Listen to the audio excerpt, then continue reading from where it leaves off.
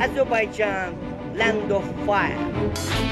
For centuries, natural flames have leapt from burning gas vents throughout this land. Fire is the symbol of the country, and Baku, to the east and the shores of the Caspian Sea, is the capital. Its heartbeat is the vibrant old city. Scholars believe the earliest written evidence of Baku dates back to the 1st century AD. Sieges and battles have raged around these walls since then. Baku's history reflects the changing cultures and architectural styles here at the crossroads between Asia and Europe.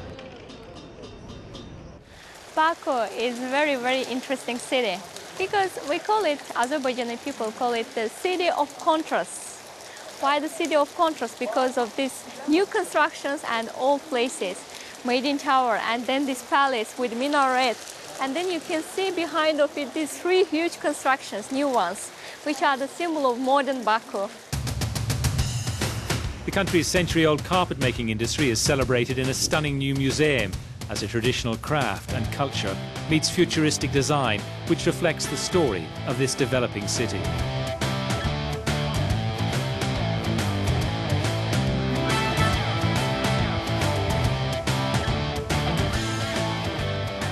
For tourists, it's very interesting.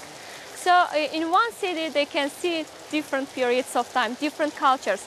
In order to observe these cultures, they had to move to Spain, to Arab countries, to some, I don't know, to Central Asia. But in one city, they can see all these cultures, all these architectures. Within the walls of the Old City, which is a UNESCO World Heritage Site, is what is to date the world's only private museum of its kind. Visitors can view over 5,000 published books in miniature, collected from 64 countries, many by authors from across the globe. Miniature books is an art form, and the smaller the book, the greater the artistic value.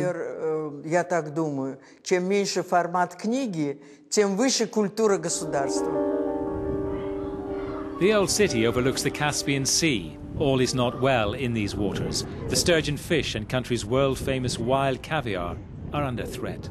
And here on the Kur River, which flows into the Caspian Sea, is one example of how Azerbaijan is preparing to protect its industry of caviar and take it into tomorrow's world with a special and unique ecological farm for sturgeon.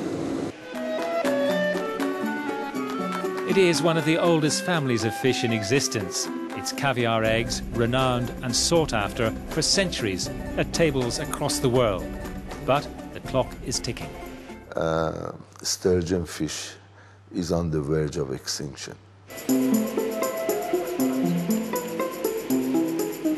No more wild caviar if we don't do something about it now. Under strict ecological conditions, there is a breeding program in place. Each stage of development of every fish is closely monitored.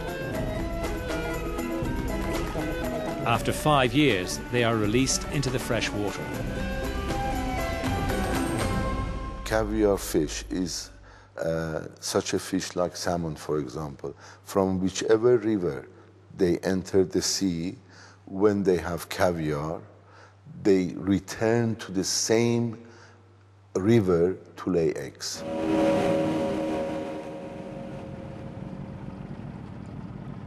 It will be the next generation of fish which are being released into these waters, which it's hoped will return to the same area with their wild caviar. It is a long process. Building a sustainable future for the sturgeon of the Caspian Sea will take years.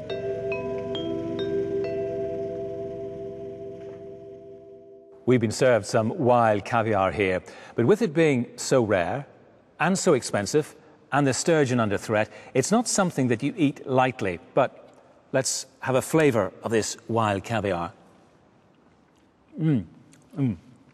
It really is quite an exquisite taste. And it's hoped that taste with this initiative in Baku will now be more readily available to generations in the future in Azerbaijan. Next time from the land of fire, we hear the words and wisdom of a 12th century poet, Nizami from Ganja. That's on the next Azeri Life.